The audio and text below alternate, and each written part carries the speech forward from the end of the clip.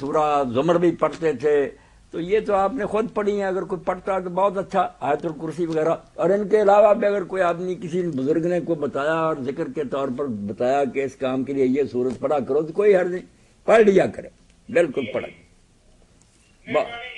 جی بہت شکریہ، اللہ خیر سے رکھے. جی یہ صلاۃ الاوابین کے متعلق سوال ہے کہ اس کے نوافل کتنے اور اس کی ادائیگی کا صحیح وقت کون سا ہے؟ جی کال لیں گے.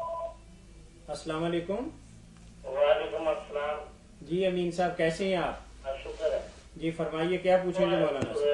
سورت آل عمران کی آیت نمبر 44 سے 46 نمبر ہے، اس کا ترجمہ اس سے جو ہے نا یہاں پہ میرے سامنے جو قرآن پاک کی لکھی ہوئی ہے، معرف قرآن کے حوالے سے لکھا ہوا ہے.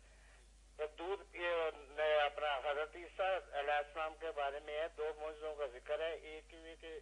ایک یہ کہ وہ گہوارے میں لوگوں سے کلام کریں گے، دوسرا یہ ہے کہ ادھیڑ عمری کی حالت میں کلام کریں گے. ادھیڑ عمری یہ دودھ بھی سے بچے گا تو ظاہر ہے کہ موجزہ ہے، لیکن ادھیڑ عمری میں جو شخص کلام کرتا ہے اس کو موجزے کے طور پر بیان کرنے کا کیا مطلب ہے؟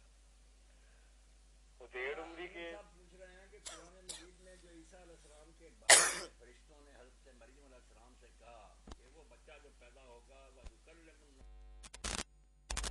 کہ وہ بچپن میں بھی کلام کرے گا، پنگوڑے میں، اور ادھیڑ عمر کو پہنچ کر بھی کلام کرے گا. تو اس کے مطابق امین صاحب کا سوال ہے کہ بچپن میں کلام کرنا تو موجودہ، چلو یہ عجیب بات جس کا بیان تو ہو گیا، اور یہ کہوں جو ہے کہ ادھیڑ عمر میں تو لوگ باتیں کرتے ہی، اس کا ذکر کرنے کا کیا فائدہ؟ تو فائدہ اس کا جو ہے نا وہ آپ سن لیں. فائدہ ایک تو اس کا یہ ہے کہ اس سے پتا چلا کہ یہ بچہ بچپن میں ہی مر جائے گا، ادھیڑ عمر کو پہنچے گا. ایک اور بشارت بھی مل گئی نا، اگر بچپن میں ہی ہوتا کہ باتیں کرے گا مگر شاید تھوڑی دیر بعد مر ہی جاتا. نہیں، یہ کہولت کی عمر کو بھی پہنچے گا. زندگی کی بشارت مل گئی، مریم علیہ السلام کی خوشی بہت بڑھ گئی. اور دوسرا جب ملا کر کہا، اس سے کہا کہ ایک تو بچہ کہ چھوٹی عمر میں بو بو بو کرتا ہے، نہ اس کا کوئی معنی نہ کوئی فائدہ اس کلام کا، وہ بھی کوئی فائدہ. تو فرمایا مسیح علیہ السلام جو بچپن میں کلام کرے گا اسی طرح حکمت سے بھرا ہوا اور بالکل دانائی پر مبنی، جیسے کہولت کی عمر میں پہنچ کر ادھیڑ عمر میں آدمی دانائی کی باتیں کرتا ہے، اس کی بچپن کی باتیں بھی اسی طرح کی ہوگی. یعنی کمال عقل کی دلیل کہ بچپن میں اتنی کامل عقل ہوگی کہ بچپن کی باتیں اور ادھیڑ عمر کی باتیں بالکل یکساں ہی ہوں. اور یہ جو اللہ تعالیٰ نے یہاں کہا اس سے وہ اس بات کی بھی تردید ہوگی جو مسلمانوں میں بھی مشہور ہے، عیسائیوں سے بھی ہے، کہ عیسیٰ علیہ السلام صرف 35 سال کی عمر میں، یہ کہتے ہیں اٹھا دیے گئے انہیں شریف، 35 سال کی عمر کی بات نہیں ہے، یہ کہل کی بات ہے کہولت کی، کہ ادھیڑ عمر جوانی ختم ہو گئی، کی طرف جا رہے تھے. اور اس کا پتہ خود انجیل سے چلتا ہے کہ 35 سال عمر ہوتی ہے نا. تو جو اب عیسیٰ علیہ السلام نے حوالے دیے یہودیوں کے سامنے، ابراہیم علیہ السلام نے کہا، یوسف علیہ السلام، یعقوب علیہ السلام نے کہا، تو انہوں نے کہا تیری عمر تو ابھی 50 سال بھی نہیں ہے، تم ان کے حوالے کیسے دیتا؟ تو یہ جو کہا کہ تیری عمر 50 سال بھی نہیں، یہ محاورہ خود بتاتا کہ 40 سے اوپر چلے گئے. ورنہ اگر کوئی شخص 30 سے اوپر اور 40 تک نہیں، اسے کہا تم تو بھی 40 سال کا بھی نہیں. جب بات ہے کر کی یہ کہنا تو 50 سال کا بھی 40 سے آگے تھے، 50 کے نہیں ہوئے تھے. اسی لیے انہوں نے کہا کہ اس نے پرانے بزرگوں کے تو حوالے دے تیری عمر 50 سال بھی، اس لیے وہ کہولت کی عمر کو پہنچے. تو یہ ساری باتیں آ گئی کہ ایک تو آپ کی باتیں بچپن کی اور ادھیڑ عمر کی بالکل ایک جیسی ہوگی، دانائی اور حکمت کی باتیں. اسی لیے انجیل میں بھی امین صاحب آتا کہ جب آپ اپنے ماں کے ساتھ بچپن میں ہی گئے مسجد اقصیٰ میں، اور ماں کے ساتھ ایسے سوال جواب کیے، 7-8 سال کے دنگ ہو گئے. جو کاہن تھے اور امام تھے مسجد کو، انہوں نے کہا یہ بچہ ایسی حکمت اور دانائی. تو اللہ نے یہ کہا کہ بچپن میں بھی اور جو کہولت کی عمر میں اس کی باتیں ایک ہی ہوں. اور یہ بھی پتہ چل گیا کہ یہاں دنیا میں لمبی عمر پائے گا. اچھا، میں یہ سمجھا کہ یہ دوبارہ جب تشریف لائیں گے دنیا میں تو اس وقت یہ کہتے ہیں کہ آپ 33 سال کے تھے، اٹھائے گئے اور بعد میں اتریں گے، تو پھر اس وقت کہولت کی عمر کو پہنچیں گے. وہ 33 لیتے ہیں عیسائیوں سے، ادھر پھر کہتے ہیں کہولت، پھر ثابت کرتے ہیں کہ دوبارہ آئیں. کئی لوگوں نے یہ نقطہ نکالا ہے. مولانا آپ کی بات کاٹتے ہیں، جیسے بیان کیا نا، یہ کوئی بات نہیں، یہاں دنیا میں بھی وہ 40 سے اوپر ہو کر گئے.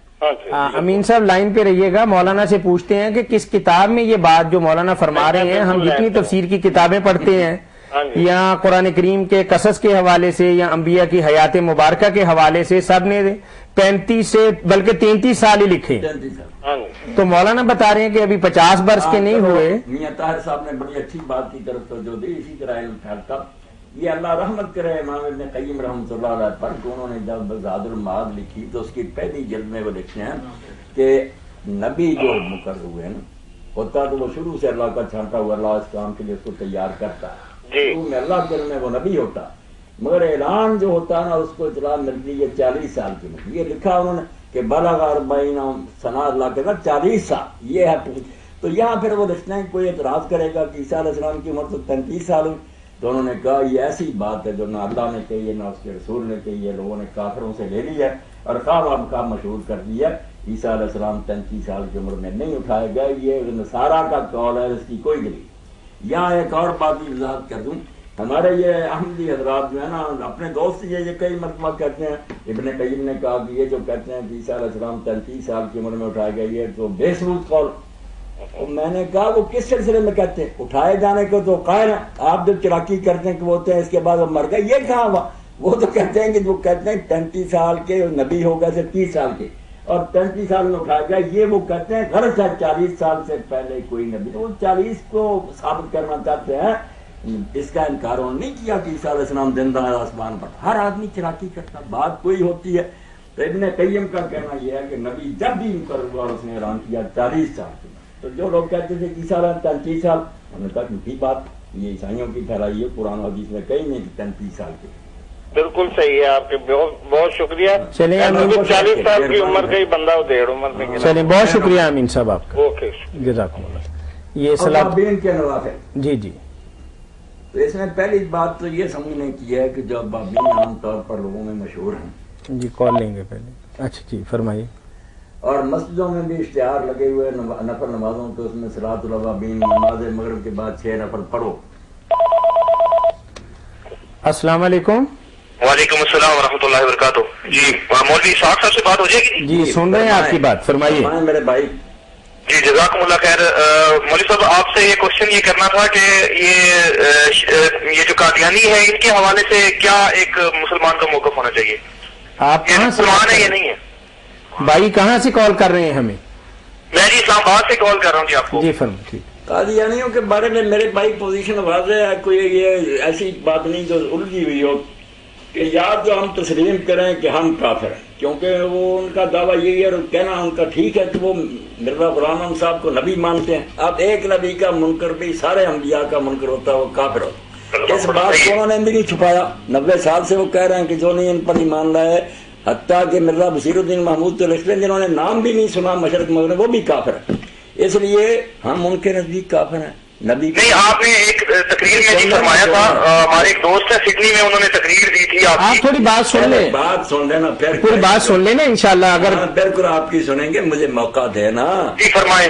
انہوں نے جب کہا کہ یہ نبی کو نہیں مانتے کافر ہے. ہم نے کہا تم نے ایک جعلی آدمی کو نبی مان لیا اس لیے امت محمدیہ سے کٹ گیا. تو یہ دوسرے فرقوں کی طرح کی بات نہیں. یہ ہے الگ بات کفر اور ایمان کی بات. ایک شخص مدعی نبوت ہے اگر وہ سچا ہے تو ہم نہ ماننے والے کافر ہیں. اگر وہ جھوٹا تو جنہوں نے مان لیا وہ ہم سے کٹ گئے. یہ شیعہ جو ہے نا یہ الگ ہے ایک معاملہ.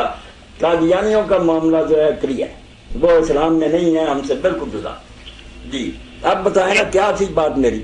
آپ نے فرمایا تھا کہ جو بھی کلمہ پڑھتا ہے اللہ پر اور رسول پر ایمان لاتا ہے اس کے پیچھے نماز جائز ہے. اس کے ایمان پہ ہم شک نہیں کر سکتے.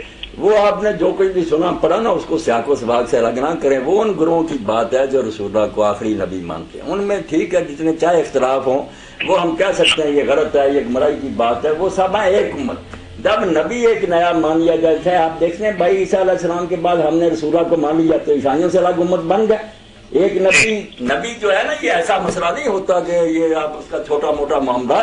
یہ تو بہت بڑی بات ہے کہ اگر نبی ہے تو ہم نہیں مانتے ہم کافر ہیں. نہیں نبی تو جنہوں نے مانا وہ ہم سے کٹ گئے. تو اس کو نہ کرے. قادیانیوں کا معاملہ الگ ہے.